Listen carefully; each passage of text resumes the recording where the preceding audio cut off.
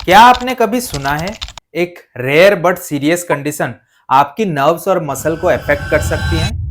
जी हाँ, हम बात कर रहे हैं गिलेन बेरे सिंड्रोम के बारे में, जिसको शॉर्ट में जीबीएस भी कहा जाता है।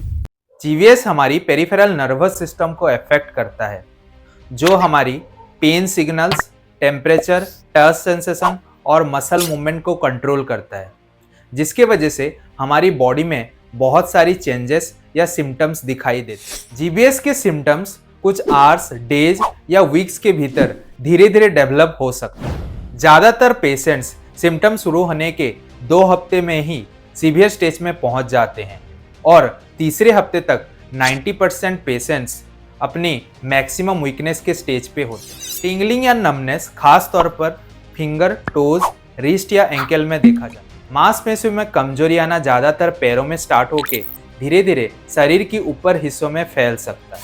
अनस्टेडी वर्क जैसे कि सीढ़ियाँ चढ़ने या उतरने में दिक्कत होना या फिर चलने फिरने में भी प्रॉब्लम आ सकती है। जीबीएस की कुछ वेरिएंट्स में हमारा क्रैनियल नर्व भी इन्वॉल्व होता है, जिसके वजह से हमारी फेशियल मसल्स भी अफेक्ट होते हैं, जिसमें जीबीएस के मरीजों में खाने को चबाने या निगलने और सीवियर केसेस में बोलने में भी दिक्कत आ सकती है। अगर ओक्यूलोमोटर नर्व, जो कि एक क्रैनियल नर्व है, अफेक्ट होता है तो मरीजों को धुंधला दिखाई देता है और सीवियर केसेस में आई मूवमेंट करने में भी दिक्कत आ सकती है। सीवियर पेन जो कि डल, शार्प शूटिंग और क्रैम्प जैसे हो सकता है, और ये पेन यूजुअली रात में ज़्यादा होता है। जीबीएस के कुछ वेरिएंट्स में ऑटोनोमिक फंक्शन भी अफेक्ट होता है, जिससे मरीजों में हार्ट रेट बहुत ज़्यादा बढ़ जाता है और ब्लड प्रेशर में उतार चढ़ाव भी दिखाई देता है।